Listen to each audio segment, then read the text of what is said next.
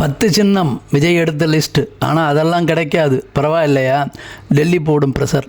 சென்னை விஜயின் தமிழக வெற்றிக்களம் டிவிக்கு 2026 தமிழ்நாடு சட்டமன்ற தேர்தலை எதிர்கொள்ள சின்னம் கேட்டு தேர்தல் ஆணையத்தை நாடியுள்ளது. தேர்தல் சின்னங்கள் ஒதுக்கீடு மற்றும் ஆணை 1968 கீழ் தங்களுக்கு தேர்தல் சின்னத்தை ஒதுக்க கோரி இக்கட்சி இந்திய தேர்தல் ஆணையத்தில் செவ்வாய்க்கிழமை மனு அளித்தது. இந்த சின்னம் விவகாரத்தில் டெல்லி விஜய்க்கு எதிராக கேம் ஆடும் என்று எதிர்பார்க்கப்படுகிறது. கட்சியின் இணை பொதுச் செயலாளர் CTR நிர்மல்குமார் தங்களுக்கு விருப்பமான சின்னங்களின் பட்டியலை டெல்லியில் உள்ள தேர்தல் ஆணையத்திடம் சமர்ப்பித்தார். நாங்கள் 10 சின்னங்களின் பட்டியலை சமர்ப்பித்துள்ளோம். இதில் ஏற்கனவே இலவச சின்னங்கள் பட்டியலில் உள்ள 7 சின்னங்களும் அடங்கும் என்று KG அருண்ராஜ் தெரிவித்தார். நாங்கள் சொந்தமாக உருவாக்கிய 3 சின்னங்களையும் தேர்தல் ஆணையத்தின் பரிசீலனைக்கு சமர்ப்பித்து வரவிருக்கும் தேர்தலுக்காக அவற்றில் ஒன்றை தங்களுக்கு ஒதுக்க வேண்டும் என்று கோரிக்கை விடுத்துள்ளோம் என்றும் அவள் மேலும் கூறினார். இதற்கிடையேதான் தமிழக வெற்றிக் கழக தலைவர் விஜய்க்கு தேர்தலை மையமாக வைத்து டெல்லி புதிய செக் ஒன்றை வைத்துள்ளதாம்.